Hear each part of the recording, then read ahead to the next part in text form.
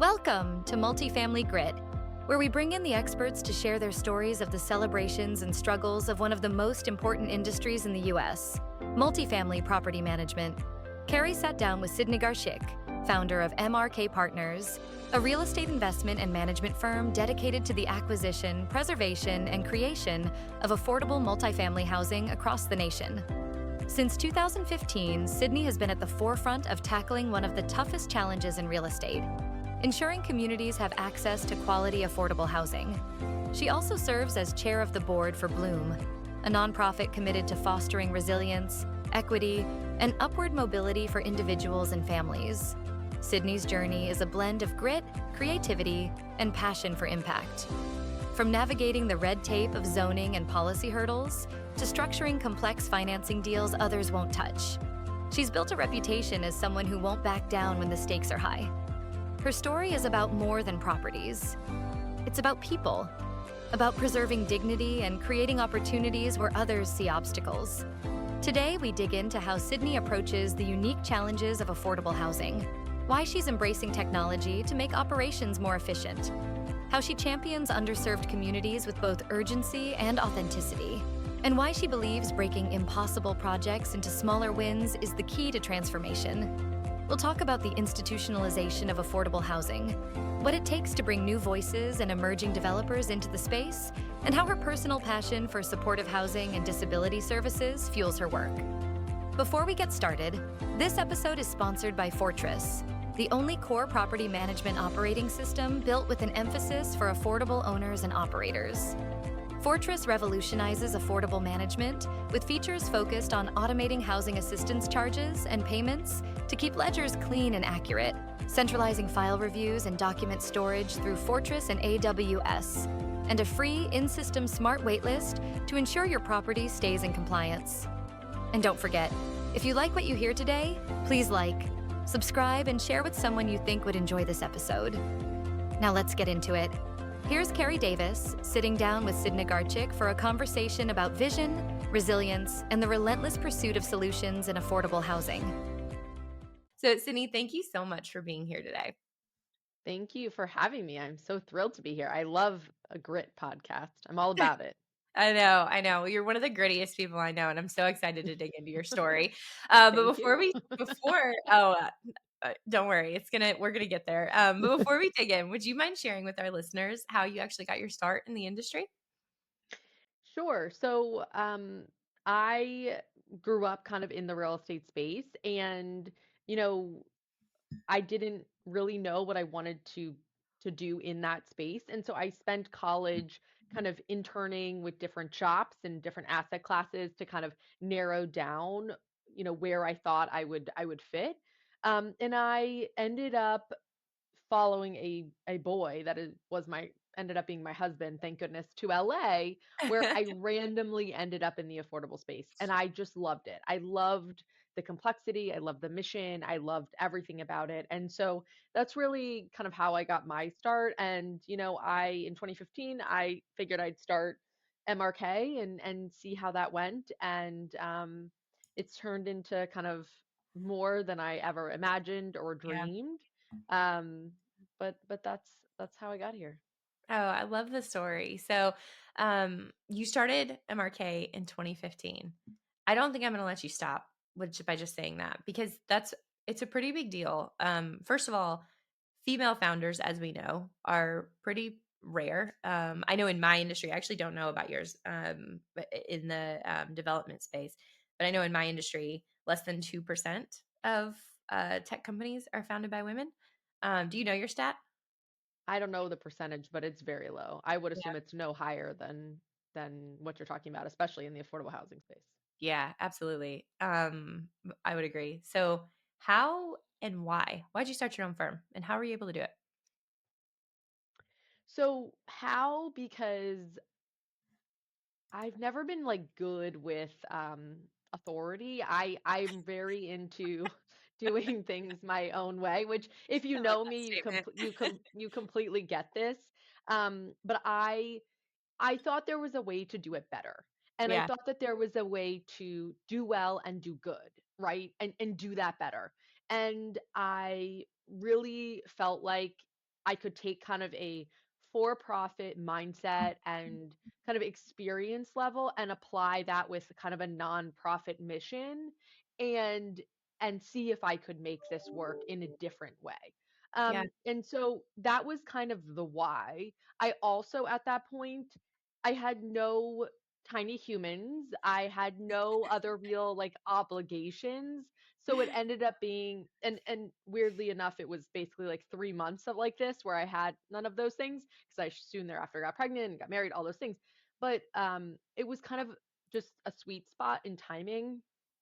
I also believe that timing is so difficult because there's never a right time. And so my motto these days is, just fucking do it. Just figure it out and just do it. Sorry, I know I'm not supposed to say F on the Oh, podcast, no, but no, but no, no, no, no, no. Actually, all of our because I also have a I think one of my podcasts, one of my team members came back to me and was like, "Hey, I just listened to your podcast. Just so you know, you said the word fuck like 6 times." Like, and I was like, "Well, I know, but that's why we have like the adult rating on our podcast." we're I in the don't commercial real estate space and we're like cautioning everyone about the not the content, just the word fuck. Yes. Um oh my gosh, that's so amazing. So, we're And totally good. okay, good. So I just did it, right? And I think for me, I don't ever shy away from big, scary things. And so I think that was number one. I just am like, I'll figure it out. And what's the worst Yeah. thing? I don't do it. And then like I can go back and get myself a job. Like, okay, fine. Like that won't be the worst thing in the world. So that was number one. And then number two, you know, I understood how all this worked, but I did get help kind of on the guarantor side, which is Mhm. the such a hard thing for emerging developers is Yeah. is who's going to financially back, right? Yep. And I had no money, but I was very lucky that my first deal was kind of an exchange deal and ended up working out. And so as soon as I was able to create some track record, that really kind of propelled me forward because people were like, "Oh, you've done a deal." Once you get through that first hurdle. So I also think that like part of that is presentation, right? Like not only do you have to know your shit, but you have to look like you know your shit. Yeah. And so, I understood that. And so, that's kind of how I got started. And then from there, it kind of just snowballed, did the first deal and then you can do as many after that as you want. Yeah. I love that story. Honestly, my favorite part is when you were talking about like, well, aside from your just fucking do it mentality, which I absolutely love and couldn't agree with more. But I really love the way that you said that like you saw a broken system and like an opportunity to do it better. And like just because it's affordable housing doesn't mean it has to be like run or even envisioned or managed differently than conventional housing. Which and actually, I actually want to kind of sidebar on that. Yeah. You have talked about how important location is over and over and over again. Like that's a huge passion for you in real estate is location, location, location, which I love. But like there are very few affordable developers that even attempt to look at it that way, right? How are you able to do that? So in the end, I think about it as just a real estate transaction. I don't look at it as like an affordable or a market rate, right? This is a real estate transaction. My residents, and even more so, my residents need access to all the things that I need access to, especially as a mom, a wife, a daughter, all these things, right? So I need to be able to get to the grocery store or have Instacart delivered to me. I need to take my kids to school. I need to, get to the doctor if like I need to be able to run into the doctor when they're sick and like so I can get to work. There are Yeah. all these things. You need hospitals, you need all of it, you need wherever you're working. So it's less about I think it's less about that location is important. It just is, right? Like there is no other option than to pick a location where I feel like our residents can be successful. And that's the same location where I feel like I could be successful. How do we kind of bring in that live, work, play so that and I'm talking about moms. I am one, right? So that I'm not schlepping my kid 45 minutes to school or 30 minutes to the doctor, or I've got to, drive 20 minutes to go to the grocery store. Like that doesn't work as, you know, someone who's working and taking care of kids and also again being a wife, a mother, a daughter. So I think that like we just look at all real estate that way, and that's like the foundation for how we have gone out and picked our sites and developed our assets. Yeah, I think that that is such a phenomenal, really human-centric way of looking at real estate. And I don't know if I've ever said this on the podcast before, so we're getting real here. But like from time to time, my husband can call me sexist because I like working with like smart, like driven women, and like that's kind of hard to run by, especially in tech. Like it's mostly men, and so like I love the way that you're thinking about it from like that mother perspective and like daughter Mhm. and wife perspective, like because a lot of, I mean, you can call me sexist or not, I don't really care, but you can, because women shoulder that burden of the groceries and the doctor care and the healthcare and all of these things. Like that is what women have to deal with. You're not sexist. I would never call you sexist. Also, my C-suite is all women. We're all Love it. women with three kids. Like Yep. just happens to be. And I'm also I am lucky enough to have a husband that's very helpful. Yeah. And I'm also lucky enough to have like a support system that's very helpful. But it Yeah. doesn't mean that the dynamic changes, right? You still like as a mom, you think about all these things. These things are in your brain, right? Yeah. And so you need to make sure that you still have access to those things. And so it's just a different viewpoint, I think, for women as we go out and look at real estate. And that's one of the reasons why I want more women in our spaces because we will look at this in a completely different lens Yeah. than our male counterparts. It's not bad. It's just different. Yeah. And we need more of it. Yeah. I love that sentiment. And I agree with you completely about having more women in real estate, specifically in the space that you're in right now. And speaking of the space that you're in, like you are, regardless of whether you're doing affordable deals or market rate deals, development is extremely difficult today. Extremely difficult. And I mean, at my firm, my primary firm, there are like three different development arms of our company, and so I hear about it all the time, like from the difficulty in finding the land that's in the right location, or from the difficulty and the disparity between current owners and buyers in what the value of that land or that asset is worth, to red tape and regulation. It's hard to get deals done, but you're obviously making it happen. You're doing that through what I would say is a lot of grit and creativity. Um, I'd love to talk about some of that. So, like, what are you seeing in the market? What are you doing with deals right now, and what are you experiencing? Yeah, so I think that number one to be in development is just to set yourself up for like literally constantly wanting to pull your hair out, right? But you can either decide that you like that, right? And that's like fun for you, or that you hate it, right? I just happen to be someone who really likes it, doesn't mind, it doesn't really ruffle my feathers. um I'm having like a really bad day when I'm eating an entire box of cookies, like an entire box, and my entire team is like knows not to say one thing, right? They just know that like they're pissing me off or someone's pissing me off, and they just stay quiet, right? They Yeah. don't say, "Are you enjoying those?" Like they don't. But so I think so like development is that, right? So number one, you have to have that like ability to manage that stress and those Yeah. pressures and feel okay with it, right? And so it takes a specific type of stomach Yeah. and one that can handle a lot of cookies. Um, but I think in the affordable space, you're seeing certain jurisdictions that have more red tape than others.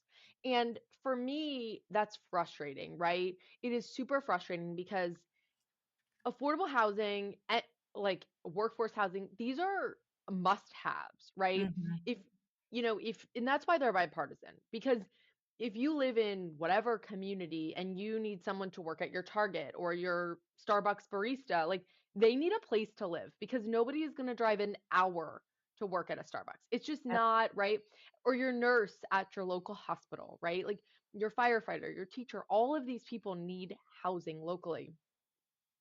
And so, you know, the red tape that we start to see, or the communities that don't want to be friendly to that type of housing, is Yep. so beyond frustrating to me. So I think you see, number one, kind of this NIMBYism, right? The not in my backyard, which is it is really just a lack of education and understanding, right? Yep. And we spend time being like, no, yes, in your backyard, right? Like these are the people that help make your community. And then secondly, I think you see red tape in certain jurisdictions, which then will say, okay, you can do this deal, but you need to have this much extra setback, or you need to have this much ADA compliance.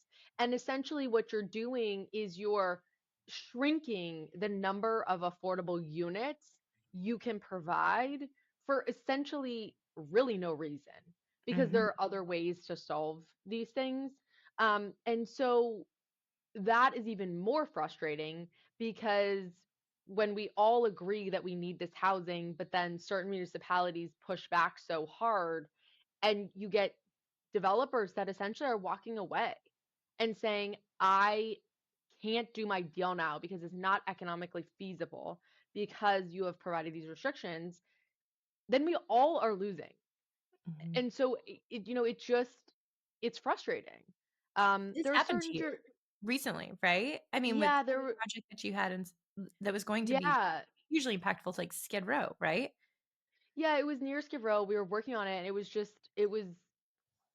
we just couldn't get there, and we would have lost almost like half the units, and it didn't make any financial sense anymore. And so that is a perfect example. Yeah. And then you have other municipalities who try to go out of their way to say, okay, well, here's the rule, but like maybe there's a way to pull some flex units or do something else to really help developers get there.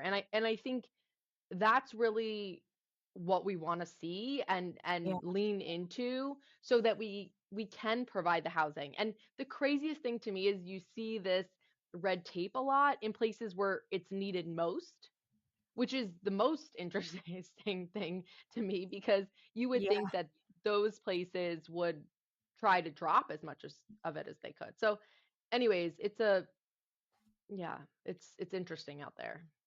So, I love, especially because, you're so passionate about seeing like new creative young talent come into this industry and figure out how to get these deals done, right? Because let's be clear, like there's not enough competition out there to put you out of business by far right now, right? Like housing is completely underserved in the United States Yeah. today, and that's going to continue for a long time. So you're really passionate about um seeing the younger generations, the really creative generations like come in and start their own firms and do the same thing that you're doing. And obviously you've kind of walked us through a few of those steps and how they could get that done. Like the fact that they're going to need a guarantor to get their first deal done. Like that's something that they're going to have to figure out. Um and that like you think that women can look at it in a really unique perspective. That's not unique necessarily, that specific perspective is probably unique to women, but there are a lot of different unique perspectives that could exist out there. um and then it sounds like you're saying that there is this like awareness of red tape that people need to have if they were to start, if they were to want to start in this industry.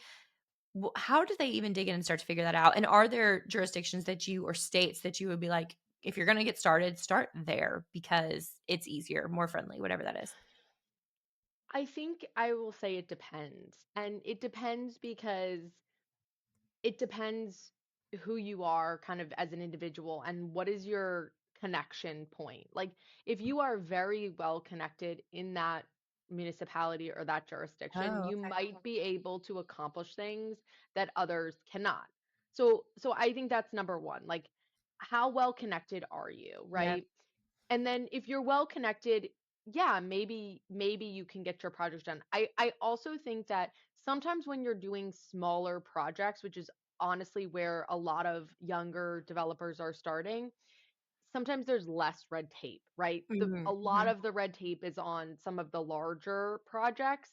So if you're starting with something smaller and you're starting in a box, right? Like let's say you're starting with something existing, you'll likely have less red tape because you're just essentially grandfathered in and you're taking a footprint and you're doing whatever you're doing. So I think it's looking at, you might not be doing what you want to do in 5 years, but saying, how do I build that track record quickly? And I think it's looking at all of those different pieces and then saying, okay, like let me get a win in the books and then and continue to build towards your end goal. Yeah. Oh, I think that's such great advice, actually. It's different than where I thought you were going to go, but I think that's so smart to look at it that way. And I think it's just such great advice for those who are looking to get into the industry. But now that we're in here and we're talking about policy and red tape, you obviously understand this world so well. Do you see yourself getting more involved into policy advocacy? So you've kind of alluded to my passion. I have a lot of passion, but Yeah. passion for me comes out in loud talking. And some would say kind of like aggressive talking. And and that's really because I believe, right? Like I would not sacrifice time with my kids and all these things if I didn't really believe in what we're doing. Similar to you, Yeah. it's like there's this thing that you're working towards. And so for me, again, that comes out in this passion. And I think that I have kind of shied away from policy to date because of sometimes my inability to have more rational conversations where I don't get excited about things, which isn't always helpful. But I do think that it's important for MRK to continue to be a thought leader and to get more involved in policy. And we've been doing that more like in written form. There's no yelling in written. So more in written form. How do we help people? I have a ton of conversations with people. Um, but, I think that in the future we will continue to get more involved and help Yeah. because, even if we're not necessarily influencing policy, we have a lot of experience and we can say, look, here's what happened when we did this, right? Here's a different way to look at it. And just to give perspective. I think sometimes in policy, the lack of understanding and that lack of perspective leads to kind of inefficiency or things that aren't perfectly laid out. And Yeah. and so I think even if we're just there to support in that example way, I think that's really helpful. So I think we look forward to doing more and more of that as we continue to grow. Yeah, I love it. I will say though, my personal opinion, now maybe it's a little jaded because I really like you and I also align with a lot of your thought processes. So, there's that. But I think that it's okay to be loud and brash and maybe even aggressive with your thoughts and your belief on policy when it's all for the good, right? Like, and I think that we see, unfortunately, again, here you go, sexist again. My husband's gonna love this episode. Um, and unfortunately, I think we see and embrace like men doing that, but a lot of times when women do it, there's a lot of judgment and a lot of criticism, and the B word gets thrown out, and it gets real Oh ugly real yeah, fast. But we almost embrace it when men show that sort of like strength and totally. intensity. So for whatever it's worth, if you ever run for anything, you absolutely have my vote. Quite frankly, I'll campaign for you. I'm here for it. I will pass out flyers. I will use my LinkedIn powers. I am here for it. Oh, So God, whenever you're ready, Sydney, I'm here. no, but your point is so right. But you know what I learned as a woman in this space, which is definitely male dominated, Yeah.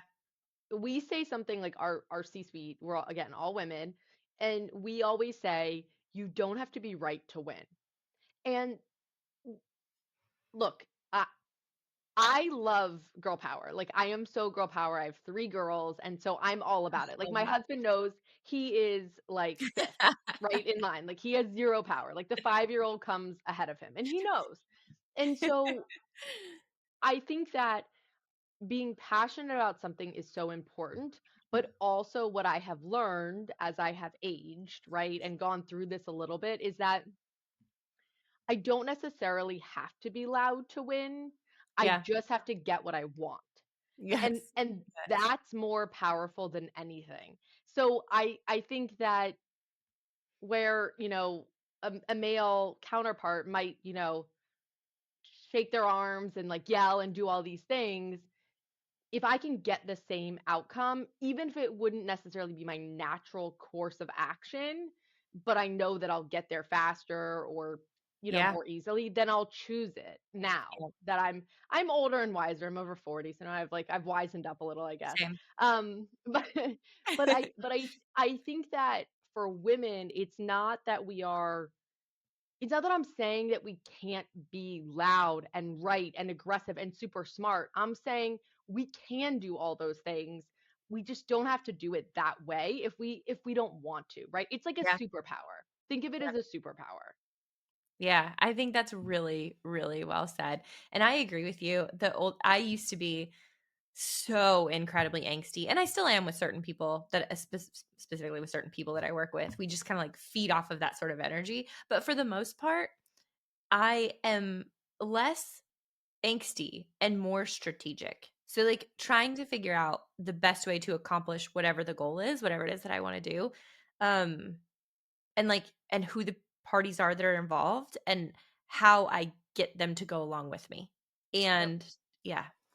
Yeah, you're Yeah. also a mom. And so Yep. you're like, okay, my time, which was once maybe 3 hours to accomplish this task, is now 10 minutes. Yeah. So Yeah. everyone, like, here's what we're doing, and we've got to get to this finish line very quickly.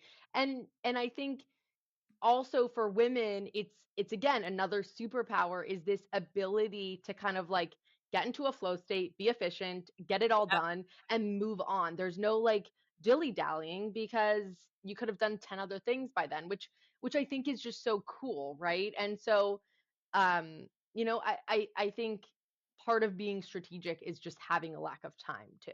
Yeah, yeah, I totally agree with that. Don't know that I've ever looked at it that way. I think I've always like given the credit to the fact that I've just calmed down, I've centered, I've found meditation, I've found yoga, I've done all these things that have like changed me.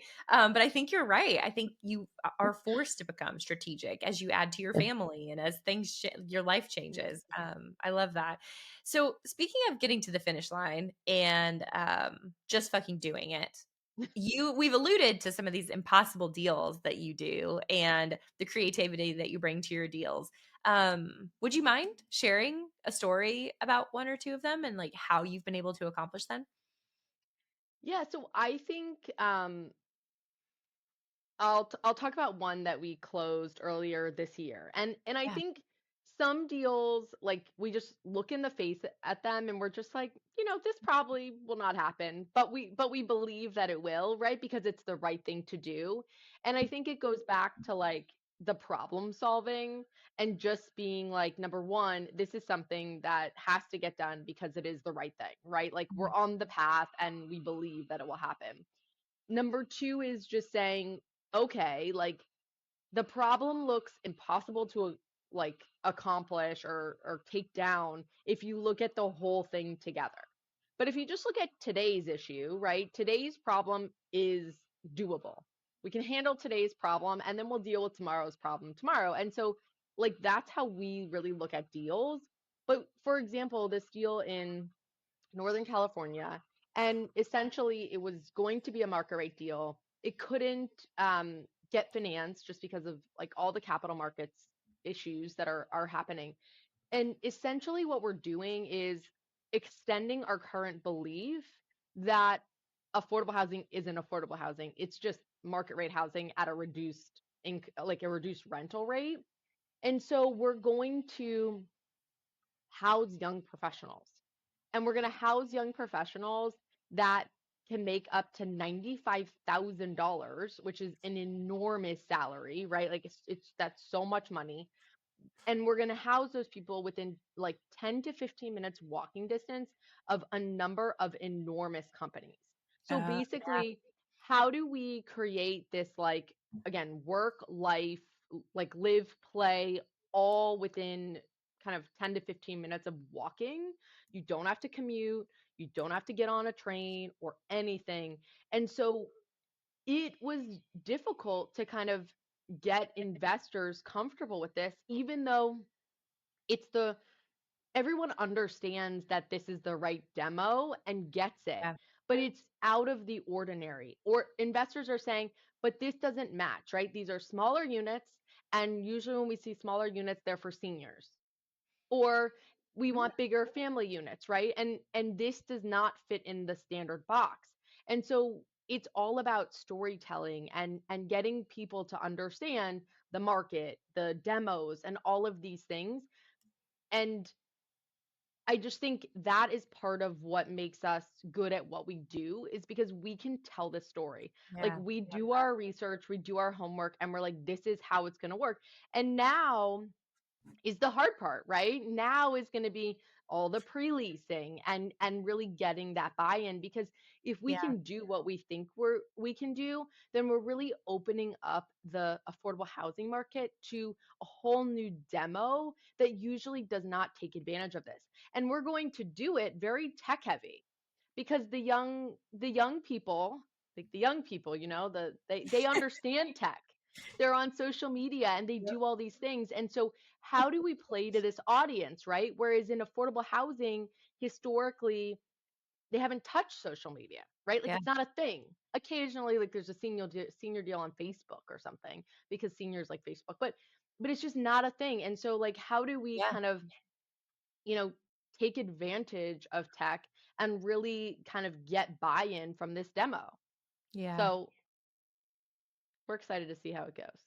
Yeah, that's a great story. I cannot wait to see where this deal goes to, and I think it's brilliant.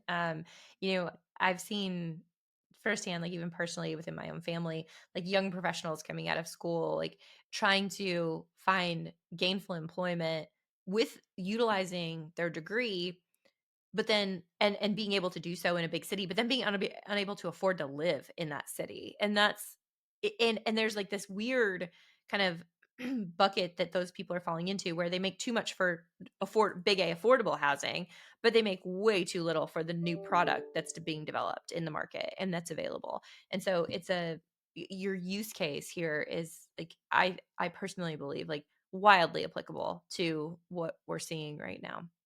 Yeah. Yeah. And I mean, kids are living either at home, Yep. right? Or they're like living with a bunch of other people, Or right? Like, they're all underemployed because they're choosing not to live in the big city. They're choosing to be underemployed, living in a smaller right. city where they can afford to live. That's a huge component, Totally. I think, of today's graduate Totally. pool. Totally. Yeah. And it's sad, because what we're really seeing is you're seeing the employers, they're the ones that are really having a hard time, Mhm. because they don't have enough access to people Yep. to work, and then they're seeing their employee base leave to, Yep. let's say, have a family where that family can live. And then again, their turnover, we're just seeing this, it's like crazy. Their turnover, their retraining, these costs are out Yeah. of control. Mm. And so, we've been talking to a lot of employers in this area about Mm. saying, hey, like, we're an option for you. Like, let us help you house your employees, because like, this is the answer to them staying, and to Yeah. what ultimately will be someone who can grow with the company. Yeah, that So, is, I mean, that so perfectly embodies your position of, you know, getting in there and like understanding the demos and telling the story. I yeah. mean, it's perfect. It makes so much sense. And it makes it so understandable why you're able to get these extremely difficult deals done. I want to actually lean into one thing. I don't want to go too far here actually, because I'm just so extremely interested in your approach to affordable housing and philanthropy. So I really want to get there. But I do want to ask really quickly, because you mentioned tech. And I know that you are extremely passionate about technology and how you're using it. What what sort of initiatives do you or your team have around tech, or how are you looking at tech and how it's supporting your business today? Yeah, so I think number one, it's funny because I'm technically an old lady in my company, right? Like I'm an old lady and I'm like, a year and a half ago or 2 years ago, I'm like, everybody needs to be fucking on this tech shit all the time, right? Like everyone needs to be doing more. Like you need to be more efficient, you need to be Yep. using it better. And I'm like, I don't necessarily know how to do it, but I listen to these podcasts and these people are doing it, right? And like, so we're gonna figure it out and we're gonna do it. Um, and so, but it's been really cool. So we have these young people. The young people really understand this tech, and they are creating like these very neat. And I'm going to use the wrong words because I have no idea. I sit there Oh, and I same, watch them same. do these things. They If you're make about to these. go into marketing too, oh yeah, absolutely. No, I Oh don't know yeah, it. no. I, Yeah. I I just I don't know the words, but they had all this crazy code, and essentially it like auto grabs stuff from like right, which is like the utility management system, and automatic pulls it down and puts it in this little box for us, and in real time we can see things. Whereas like Rum and Conservice, who I absolutely cannot stand, hopefully they don't listen to this, are so slow and so Yeah. stupid. But now we have this way to get the data more quickly, and then this little program like analyzes the data and tells us like in real time what our energy use is, if there was a price change, like so much more information that would have taken us. It was actually taking a human being, because we were doing it, hours a month. And so Yeah. now you press this little button, it goes through all these weird things, and it just spits it out, and off we go. And we can, so how do we make people more efficient? Obviously, everyone's using ChatGPT. So or whatever their Claude, whatever their preferred is. But we've tried for like a couple deals to have specific bots for those deals so that Mm-hmm. we throw in the information and then it helps us pull out information more quickly. Because in our space, we obviously have like 100 reg agreements, a bunch of loan docs, etc. And so it just helps us kind of navigate through that more quickly. And then there's other things that we look at, like how do we make our systems overall more productive. So like every month you have to submit all these compliance reports. So we've developed, again, another one of these little thingies that I don't understand, but essentially it goes in, it gets the report, and it sends the email. Mm-hmm. And so what was taking someone to do like 50 deals a month, it now you just press a button and they're all like getting sent. And so how do we continue to make ourselves more efficient? Because we are in like we do a lot of heavy thinking work, right? And that's where we need Yeah. to sit, is how do Yep. we live in the heavy thinking so that we can make these other things more automatic. Like I'm a really big believer in automating systems. And so anything that's, I ask everyone, I'm like, hey, what takes you a long time that you do a lot, and how do we just automate that? So I would say that. And then um I really believe that at the management company level, there's better ways to automate some of this, similar to what you're doing, obviously, with Fortress, how you're trying to make the file process and like the leasing process and all of this more automatic. Because what we've seen in the management space is essentially a lack of people that want to work at projects. Everyone, Yep. everyone just wants to work in Cancun on a computer or whatever, and so nobody wants to work anymore. And so what used to be like 5 people at the site needs to now be 2. Like Yeah. it's just not possible. So how do we automate these systems to, upgrade what's happening in our space? Because otherwise, like we're just not going to make it. Yeah, yeah. I think that's a brilliant approach to it. I really like a few of the things that you said, but I think really focusing on making your systems more productive and ensuring that we're able to spend our time sitting in the heavy thinking. Like you mentioned it before, flow, and like how important it is to get into that state. And you can't if you're constantly doing like minutia work No. where you're, gathering data or sending out 50 packets that takes hours or whatever that is. So Yeah. and I mean ideally everyone at your company at least for me, is thinking, not just like going through these repeatable, repetitive motions the manual motions that have to get done. Totally. Yeah. And it's going to take time because some things like it takes time to figure them out. And I also respect the fact that like not all work is deep work, right? Yeah. Like me responding to emails, which is never ending. Like I will always respond to emails. I mean, I respond to less of them now, I think. But the point is like there will always be some busy work, but if Yeah. we can automate the things that are essentially wasting our time and preventing us from doing more of the flow, the deep work, um, I think that's helpful for everybody and makes people happier, right? Yeah. Because Yeah. I I mean, that's the fun stuff. Yeah, so well said. I agree with that completely. So now that we've had the cursory tech conversations, I feel like I have to have that. I want to go into the things that I'm something that you're doing right now that I'm also super passionate about. So we both have started nonprofits. We're both really passionate about giving back. So I'd love to create some space for you to talk about yours, what you're doing and what you're passionate about. So I am passionate about a lot of things, but my husband and I about let's say 4 years ago, 5 years ago, decided that like what did we think about equity? Like how could we really help level the playing field from an equity perspective? And ultimately what we came to was we felt that for our residents, basically financial literacy and educational support were the two main items that would ultimately help our residents acquire homes, right? And build Yeah. equity. Okay. Um, and so we founded Bloom.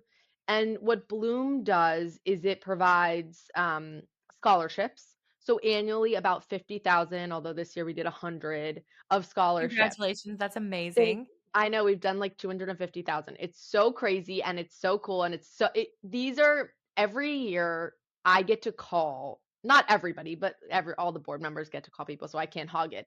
But everyone gets to call like 5 or 6 people that get these scholarships. These are the most incredible phone calls of my year. Oh, Like they're the most amazing because number one, it's a wide range. So it's any accredited institution.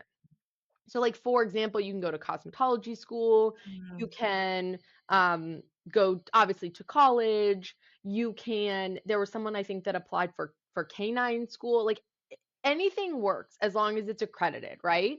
And so these are people that not just are going to college, but are, let's say, single moms that are going back to school to help yep, support their families. And so these are just so amazing to hear these people's stories. And then also, you can apply every year. So it's like we're getting people that are coming back, going to their second year of school, or they now are doing their second year of cosmetology or nursing or whatever it is. And they're telling you like how impactful this is for their family as they continue to like get jobs with that pay more and all of these things. And so yeah, it's incredible. So that's an amazing part of it. And then secondly, we do like financial coaching. So that's credit score improvement, budgeting, savings plan, um, everything kind of under that umbrella to try to again improve credit, budget, etc., to ultimately get to home ownership, which is our ultimate goal. So that's really what Bloom focuses on. And then we have started our own kind of internal service platform because yes. again I like to do things myself. It's good or bad, I don't know, but I love it. Not only do you like to do things yourself, I feel like as soon as one thing is like going well, I mean, it's still right. requiring a lot of you, but as soon as one thing is like good, you have to start another. So I know, it's terrible. It's like a terrible thing. Um, but so we have our in-house resident services, which basically rounds out the service stack. So health and wellness, and like very importantly, community engagement. Because yeah, during COVID, everyone had such a lack of community engagement, and you're seeing it socially. Like you're seeing everyone on social media, you're seeing like all this depression, mental health, and people need people. right? Yeah. Like hard stop, we need people. We need conversations. We need to put phones down and talk to people. And so that's what a lot of Imagine does, is just generate social connection. Potlucks, right? Like we bring in speakers. You want to do a Zumba class, what the fuck ever. Just get together, chat, and be, right? And so that's really the big piece that we focus there. I love that. You've also mentioned, focusing on like supportive and disability housing. That's something that you're also really passionate about.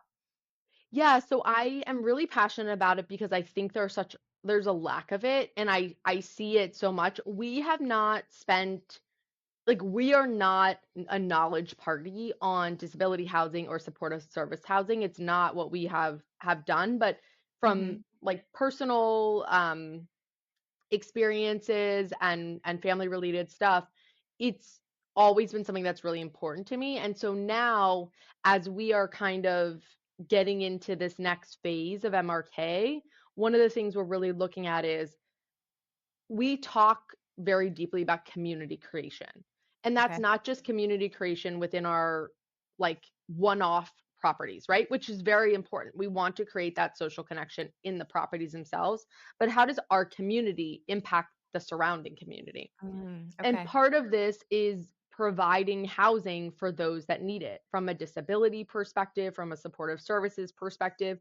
And something that really resonates with me is how are developmental disability children, right? One of the scariest things is for the parents Yeah. to be nervous about what happens when they die. Yeah. And so this just, and like I have kids, and so this is like very front of mind for me. And so we've been talking a lot recently about how do we kind of do the financing for some of these deals, but then let kind of a nonprofit who really understands this demo kind of run it long term, and really looking Yeah. at how we can make that work. And we have some parcels specifically in South Florida, excuse me, where we've been talking about it. And so I'm really excited. I like to do a lot of things, obviously, too many things. But I'm really excited to see kind of where this goes and how we Yeah. can hopefully create like a model for impact, such that, again, like we use our strengths, which is kind of development and financing, and partner with, a nonprofit that does incredible things, and then can then kind of provide the housing and the services that are needed. So I hope Yeah. that's where we're going in the future. Oh, I can't wait to see it. Seriously. I mean, you've done such incredible things over the past 10 years, almost, I guess, 10 years now. Mm. I can't wait to see what's next for you guys. And I feel like your passion for like, giving back and creating value for others is just, it's really phenomenal. It's really fun to hear, Sydney. So thank you for sharing all of that. Thank you.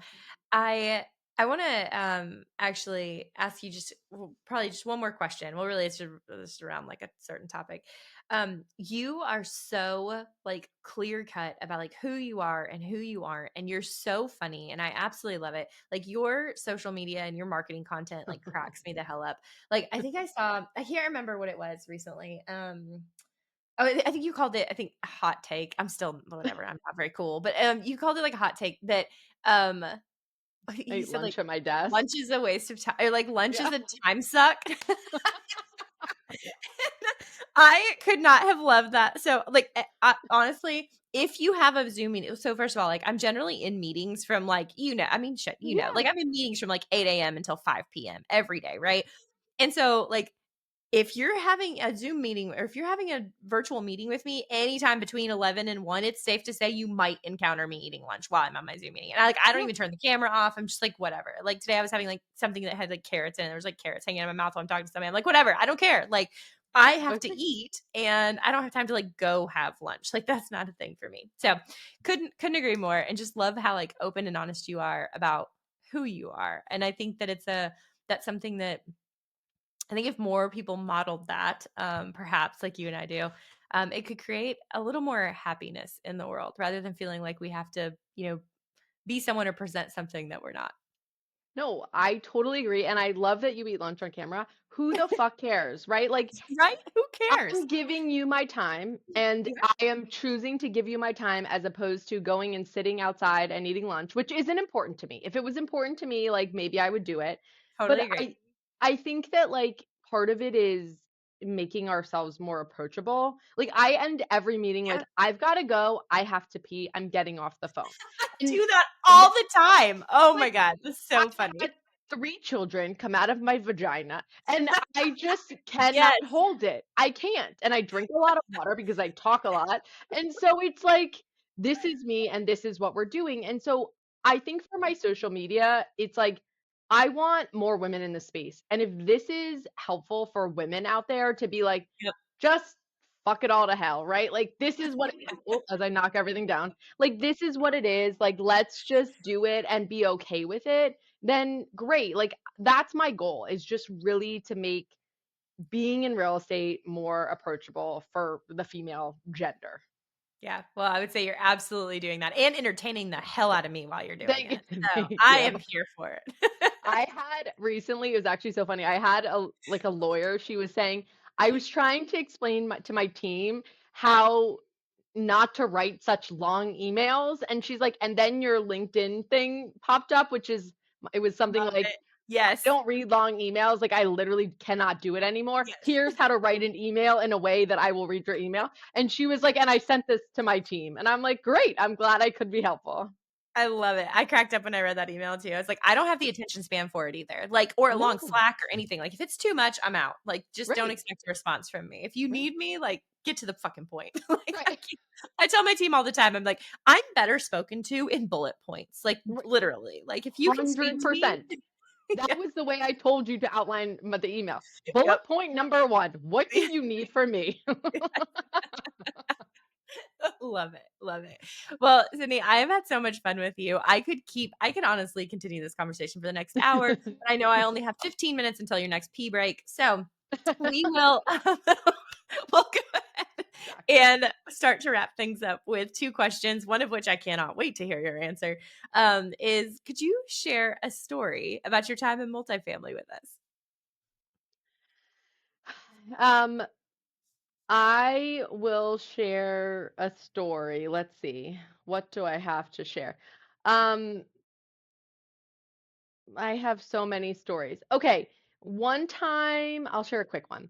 Um, one time I went on a site visit and there was a stripper pole in someone's apartment and um there were people in there and I like wasn't sure what to do. And so I was just like, "Hi, thank you for showing me your unit. It's so lovely. I have to go." And so that's like one just Oh fun my god. thing that you run into. I feel like unit walks are like Oh God. so full of, oh my goodness. Like one time we were dealing with this resident at a property that kept calling in and saying that her like stove wasn't working, right? And so we kept, and she didn't want us to just come impromptu. So we had to keep scheduling time. We had to keep scheduling time. Well, then finally, so there was like an emergency that happened on the property, and we ended up like blasting out this notice, and we're like, hey, like we're coming with the fire department to inspect every unit. There's something that's happening. And so the team goes into this unit. I wasn't there, but the team goes into this unit. They called me right after. And this woman had like her stove and her fridge and everything was like overflowing with like clearly a very successful tamale making business. Like, I mean, very successful. Like this woman was making like tamales were like bleeding out into the living room. Like the pictures were intense. And so the team comes back and they're like, well, no wonder her stove keeps not working. It's not industrial. It's not meant to be used in an industrial kitchen. Oh my So gosh, that's we had to have a conversation. But amazing. I swear to God, unit walks are like the stories that come out of unit walks are absolutely the best. And I've They heard are. multiple stories of stripper poles. Also, oh, we actually had a resident sue us over it didn't go anywhere, thank goodness. I think actually, to be very clear, I actually think our attorneys gave her like a $2,000 settlement or something like that, but she sued us because she like broke her leg falling off of her stripper pole and like maintained that the infrastructure in the apartment wasn't solid enough to hold up Oh my Like, dude, or it could have been you. Yeah, I don't know. I have Oh no my idea if you were, gosh. not talented enough or didn't have enough Oh practice. boy. Anyway, yeah. So anyway, been there, been there. Okay, so my last question. Well, I don't know how we follow that act, but um, do you have a book that you'd like to recommend to our listeners? I love to read because I believe like learning is wonderful, but I will give a book that I just bought, and I'll give this because I think you'll appreciate this. So I feel like whatever, I'm in perimenopause or whatever the fuck it is, right? Like it's Okay. here, whatever it Yep. is. And I'm constantly like, you see all these memes or whatever on reels on Instagram, and everyone's like, you must eat your body weight in protein, you must do all this exercising, you must do all of this shit, right? And I'm just like, this is so much. So sure, I'm trying to do all these things. But then I was listening to this podcast and I was like, the guy is, I forget his name, but he's the one that's done all of the National Geographic research on the blue zones, which the blue Okay. zones Okay. are like the longevity zones where people are living for forever. Yep. And he Yep. has Yep. come out with this cookbook, and it's one pot meals. So it's like they're all like what takes like 20 minutes, and you throw everything into the pot, and then like later it's ready, right? Like a Instapot or whatever. Yeah. You can tell I cook a lot.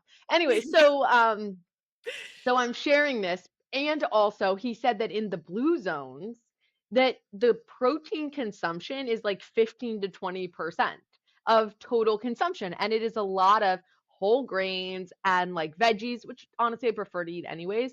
And so I'm sharing this for anyone that like maybe wants to try this. I'm going to try it. I can report back, but I'm going to try to do this one pot blue zones and see if I like feel better and I like it. And I don't have to consume my weight in protein. So that's my book recommendation, and I'm not sure if it's gonna work, but I'm gonna try it. Oh my goodness, I love it. And I will probably be picking this book up because I agree with you. Like, I've actually argued with people about the fact that there are so many doctors out there who would actually tell us that like we're overeating protein and like we don't know what that's going to like what the Yeah. possible ramifications of that are long term. But like for the past probably because like I don't know, it's like 30 years or so, there was some company that started like putting the grams of protein on all of its packaging, and then like all of a sudden humans were like, oh, like, we need to focus on that. And then of course with like keto and all the other diets that have come Right. out with like, and I do think that there I do think that an abundance of protein has the potential to create weight loss. I can see the correlation, and obviously it's working for some people, but there are a lot of health specialists out there who would say like we don't know the ramifications of this, and like we're overeating protein. So I love the argument. Totally. And I'm not like weightlifting hardcore. Like I'm like in my garage in the mornings trying to get my 30 minutes in without my kids bothering me, Like Yeah. it's, we're just like surviving. So I'm wondering if this surviving gets me to longevity without as much work. Hey, I'm here for a one pot meal any day. I So know. by all means. Oh my goodness. Well, Sydney, look, we've got 10 minutes to spare. So I you'll know, have a little extra wonderful. time before you have to move on. But thank you so Thank much you. for taking this hour out of your very busy day to spend with Oh me. It's no. been such an awesome conversation. So fun. You too. I know, super fun. Yeah. I'm excited. We can make this like a yearly thing. We'll do our Oh, catch ups. yes. Yes, we should. And you're making sure that I maintain my adult content status on my podcast, which is really meaningful to me, actually. I embrace that. So I take Oh a my little God. pride in it. All right, Sydney. Well, thank you Thank so much again. you. Thank you. Thank you so much for tuning in to this episode of Multifamily Grit. I hope you enjoyed hearing from Sydne Garchik and her powerful perspective on affordable housing. Her story reminds us that creating lasting impact in multifamily takes more than deals. It takes vision, persistence, and a willingness to tackle challenges others won't touch. We also want to give one more shout out to Fortress, our episode sponsor. Fortress is committed to revolutionizing affordable property management with smarter, more efficient solutions that keep communities thriving.